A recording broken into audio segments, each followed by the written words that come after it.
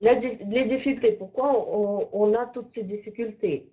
C'est vrai que la langue russe est très riche en grammaire, vocabulaire, etc. Et même pour faire une phrase simple en russe, il faut connaître beaucoup de grammaire. Voilà un exemple que je peux vous donner. Une fois, j'ai regardé la vidéo sur YouTube. C'est un euh, élève anglais. Il a enregistré, il a commencé à apprendre le russe. Et pendant un des premiers cours, il a posé la question à son professeur, comment on traduit en russe, je vais au magasin. Et le professeur qui l'a rendu, bon, écoutez, maintenant c'est encore plus tôt de traduire la phrase si complexe. On va aborder ce sujet dans 6 mois, peut-être dans 6 mois de cours. Cet élève qui a été très étonné, la phrase qui semble très facile, je veux un magasin, qu'est-ce qui peut être plus facile que ça on doit dire peut-être très souvent. Là, on ne peut pas l'apprendre parce qu'il faut 6 mois juste pour apprendre à dire cette phrase. Pourquoi si compliqué? Pourquoi ça prend si long? Euh, Explanation, voilà, parce qu'il y a un verbe de mouvement et le thème des verbes de mouvement, on travaille sur ça beaucoup plus tard dans le cours, ouais, au niveau débutant, mais beaucoup plus tard. Alors, c'est vrai, même pour faire une phrase simple, parfois, il faut, il faut connaître les nuances de grammaire, il faut connaître beaucoup de grammaire. Euh, mais par exemple, on peut faire la même phrase sans utilisation de verbe de mouvement. Hein, ça, c'est possible. Alors après, pour apprendre la grammaire, il faut du temps. Par exemple, juste pour apprendre à dire la phrase je veux au magasin, il faut 6 mois. Je ne peux pas commencer à parler puisque je ne connais pas toute la grammaire. Voilà, les gens, ils ont peur de commencer à parler parce qu'ils n'ont pas toutes les connaissances qu'ils veulent avoir. Je ne parle pas, je ne pratique pas le russe, alors je n'arrive pas à retenir. Mais manque de pratique, si vous n'appliquez pas ce que vous apprenez, vous risquez d'oublier tout de suite. Ça, c'est la pratique qui est vraiment nécessaire pour progresser, pour mieux retenir des mots, pour mieux appliquer et retenir et automatiser l'application des règles grammaticales. Sans pratique, on ne peut rien faire. Mais encore, pour faire des phrases, on a besoin de grammaire. Pour apprendre la grammaire, il faut du temps. On ne peut pas parler sans grammaire. On ne pratique pas, on oublie tout.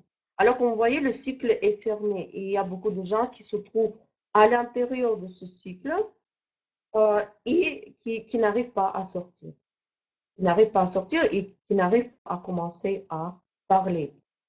Euh, Justement, aujourd'hui, on va voir qu'est-ce que je propose, comment je propose à sortir de ça. Qu'est-ce qu'on peut faire déjà en tant que débutant pour commencer à pratiquer, pour commencer à parler. Alors, ça, les deux choses, ça, on ne peut pas changer. C'est vrai que le russe, c'est une langue qui est riche en construction grammaticale. Et pour apprendre vraiment toute la grammaire, il faut du temps.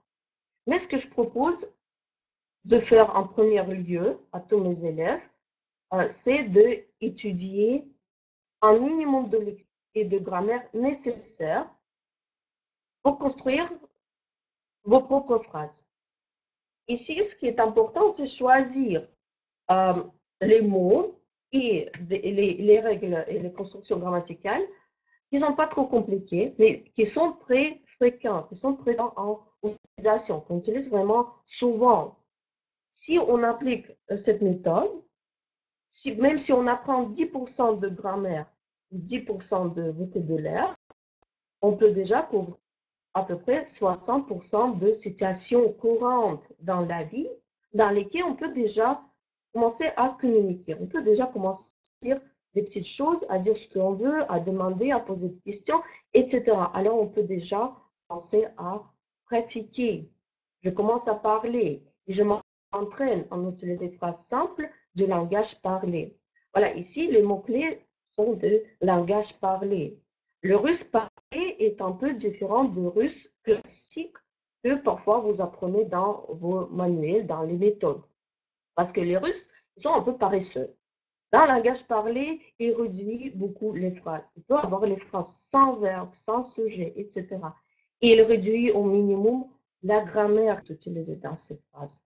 Alors, au début, avec mes élèves, on voit les phrases de langue parlée qu'on peut déjà commencer à utiliser, même sans se voir trop sur la grammaire. Mais on peut déjà commencer à les utiliser, commencer à apprendre, commencer à pratiquer, ce qui nous emmène à la prochaine étape. Avec le temps, j'étudie beaucoup plus pour pouvoir parler dans les autres situations.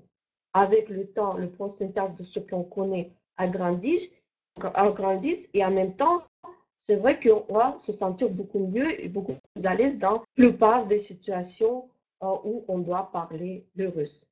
Et si on fait ce cycle, on progresse. On progresse. On rajoute chaque fois quelque chose. On le pratique tout de suite en utilisant les phrases qui sont vraiment très pratiques, qu'on peut déjà commencer à utiliser et appliquer dans notre vie ou pendant les cours, pendant les sessions de pratique. Et on continue à progresser. On les retient beaucoup plus vite et on progresse et on va beaucoup plus loin.